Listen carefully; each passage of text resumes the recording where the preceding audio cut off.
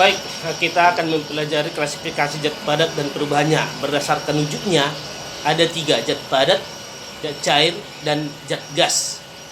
Zat padat bisa kita katakan seperti batu, buku, gelas, dan lain sebagainya.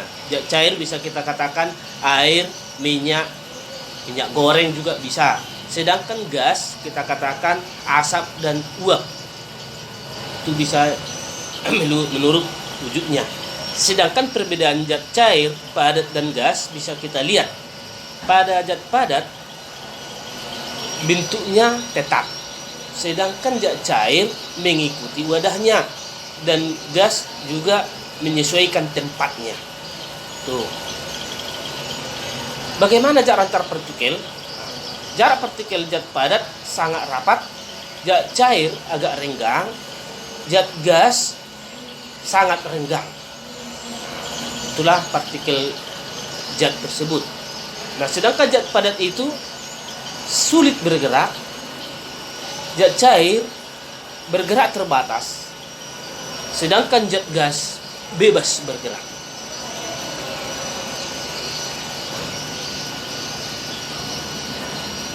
Nah, di sini kita akan melihat unsur senyawa dan campuran. Nah, unsur senyawa dan campuran itu kira-kira komposisi dan sifatnya, ya, komposisi dan sifatnya. Lalu kita katakan tadi zat atau materi. Nah, zat itu ada zat tunggal, ada campuran. Sedangkan kita lihat nanti diagram zat materinya di sini, ya. Nah, zat atau materi, zat tunggal dan campuran. Zat tunggal ada 2, yaitu unsur dan senyawa.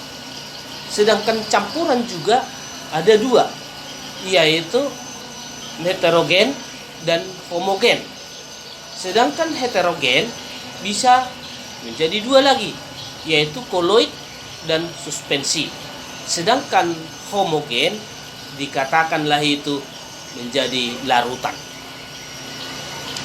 Nah, selanjutnya kita akan melihat bagaimana itu zat tunggal.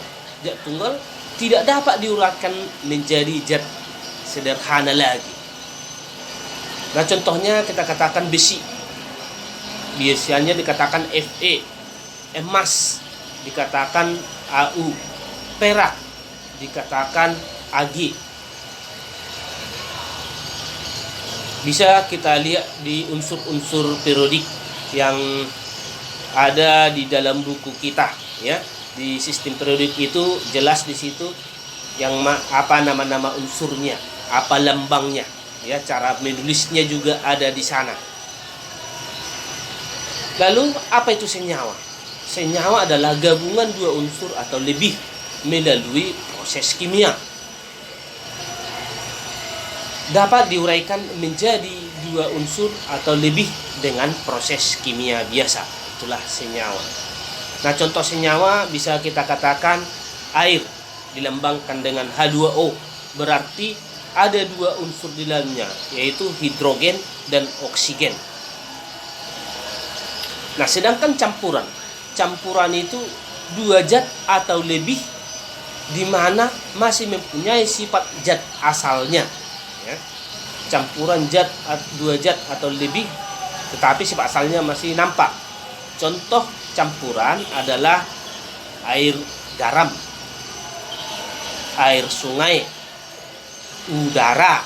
Nah, di sini sudah bercampur, ya.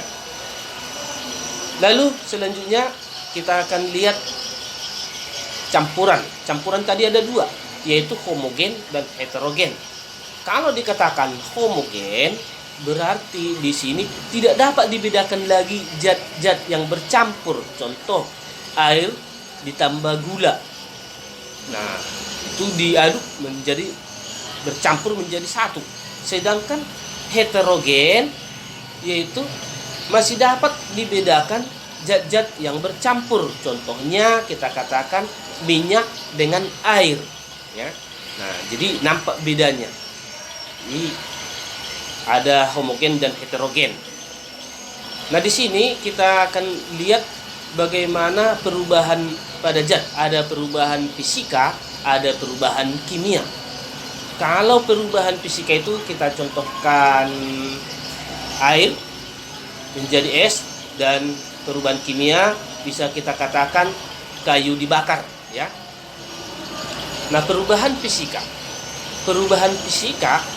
tidak disertai dengan terbentuknya zat baru. Tidak ada zat baru yang muncul. Nah, contohnya tadi air membeku menjadi es, sedangkan es mencair menjadi air, maka tetap nampak zat tersebut, yaitu zat cair. Jadi tidak ada zat baru yang muncul. Nah, dapat dikatakan tidak menghasilkan zat baru, ya. Sedangkan perubahan kimia di sini menimbulkan zat baru. Nah, contoh kayu dibakar akan membentuk zat baru, ya, berbeda dengan zat asalnya. Kita lihat bagaimana kayu itu kalau dibakar, apa saja yang terjadi. Terbentuk zat baru, terbentuk gas, terbentuk endapan, lalu perubahan warna dan perubahan suhu, ya. Nah, itu yang perubahan kimia. Jadi di sini kalau kertas dibakar berarti dia akan menjadi abu dan tidak bisa kembali lagi menjadi kertas. Begitu juga besi yang sudah karatan tidak bisa lagi menjadi baru, sudah menjadi karat. Oke, terima kasih.